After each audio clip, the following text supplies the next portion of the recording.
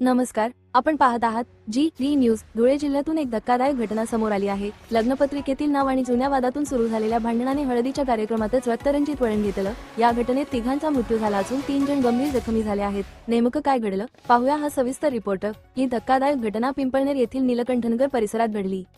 मिळालेल्या माहितीनुसार गोसावी समाजातील 2 गटांमध्ये जुना वाद सुरू होता. त्यातच लग्नपत्रिकेत नाव टाकण्यावरून आणि व्हॉट्सअप स्टेटसवरून संशय निर्माण झाला. हा वाद हळूहळू वाढत गेला आणि हळदीच्या कार्यक्रमातच दोन्ही गट आमनेसामने आले. वाद इतका वाढला की दोन्ही गटांमध्ये तुफान हाणामारी झाली. या हाणामारी दरम्यान धारदार शस्त्राने हल्ला करण्यात आला.